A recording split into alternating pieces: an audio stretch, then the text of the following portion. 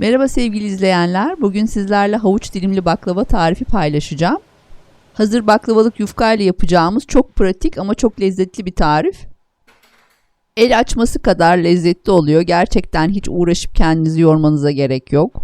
İster sade, ister dondurmayla veya kaymakla her halükarda çok lezzetli olan bu tarifin yapımına hemen geçelim. Baklavamız için 200 gram tereyağına ihtiyacımız var. Tereyağını erittikten sonra üzerindeki köpükleri bir kaşık yardımıyla topluyoruz. Böylece tatlımız daha lezzetli olacak ve fırında pişirirken üzerleri yanmayacak. Önce tereyağımızı hazırlıyoruz, ardından da yufkalarımızı hazırlamaya geçiyoruz. Bir paket baklavalık yufka kullanacağız. Yufkalarımızı dikkatli bir şekilde tezgahın üzerine açıyoruz. Baklavaları 30 santim çapında bir fırın kabında pişireceğim. Fırın kabını yufkaların üzerine koyuyoruz ve kenarlarından düzgün bir şekilde kesiyoruz. Yuvarlak olarak kestiğimiz parçaları tatlımızın altında ve üstünde, kenar parçaları da ara katlarda kullanacağız. Hiçbir yufkayı ziyan etmiyoruz. Onun için kenarlardaki parçaları da düzgün bir şekilde çıkartarak kenara alıyoruz. Biliyorsunuz baklavalık yufka çok çabuk kuruyor. Biz alt tabakasını hazırlarken diğer yufkaların kurumaması için 3 adet alta koyacağımız yufkayı ayırıp geri kalanı sararak kaldırıyoruz.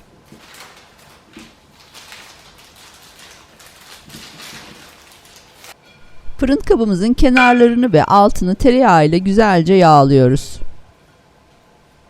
Daha sonra fırın kabımıza 1 adet yufkayı serip üzerine tekrar iyice yağlıyoruz.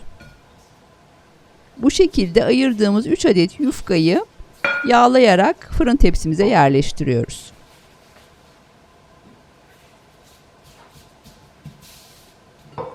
Kenardan çıkarttığımız parçaları yerleştirirken de biraz özenli olmamız gerekiyor. Çok böyle üst üste kalıp halinde koymamamız lazım. Parçaları düzgünce dizip bir yufka olacak şekilde yerleştirdikten sonra üzerini yağlıyoruz. Küçük küçük parçaları yerleştirmek, düzeltmek biraz insanı oyalıyor ama sabırlı olmak gerekiyor. Bütün kalan yufkaları bu şekilde tatlımızın üzerine dizdikten sonra artık iç harcımızı koyabiliriz. Fıstıklı, fındıklı, cevizli neli yapmak istiyorsak tatlımızın orta kısmına yerleştiriyoruz ve elimizle iyice bastırarak düzeltiyoruz. Daha sonra da ayırdığımız kalan yuvarlak yufka parçalarını gene aynı şekilde yağlayarak bitene kadar diziyoruz.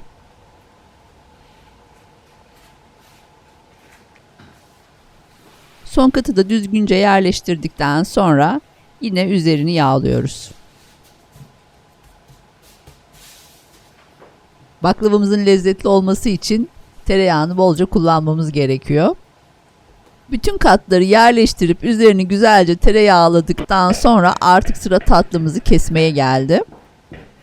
Tatlımızı önce 4'e bölüyoruz. Daha sonra da çeyrek parçaları 3'e bölüyoruz. Fırına vermeden önce son kalan yağla da dilimlerin kenarlarını da yağladıktan sonra 180 derece fırında iyice kızarana kadar tatlımızı pişiriyoruz. Sıcak tatlının üzerine sıcak şerbet dökeceğiz. Tatlımız pişerken biz de şerbetini hazırlıyoruz. Klasik bir şerbet yapacağız. 2,5 su bardağı şekeri 2 bardak suyla karıştırıyoruz. 10-15 dakika kadar kaynattığımız şerbetin üzerine 2-3 damla limon damlatıp ocaktan alıyoruz. Nar gibi kızaran tatlımızı fırından çıkartıyoruz. Ve hiç beklemeden sıcak şerbeti bütün dilimlerin üzerine gelecek şekilde gezdirerek döküyoruz. Üzerine Antep fıstıklarıyla süslediğimiz tatlımız artık servise hazır. Deneyecek olan herkese şimdiden afiyet olsun. Çok pratik ve lezzetli, evinizde kolayca hazırlayabileceğiniz bu tarifi umarım sizler de denersiniz ve beğenirsiniz. Son dönemde tatlıcılarda tatlının arasına dondurma ve kaymak koyarak servis ediyorlar. Ben denedim, gerçekten çok güzel oluyor. Size de tavsiye ederim. Videomu buraya kadar seyrettiyseniz çok teşekkür ediyorum. Eğer kanalıma abone olursanız ve yorumlarınızı benimle paylaşırsanız da harika olur. Daha sonraki videolarda da görüşmek dileğiyle. Şimdilik hoşça kalın ve kendinize çok iyi bakın.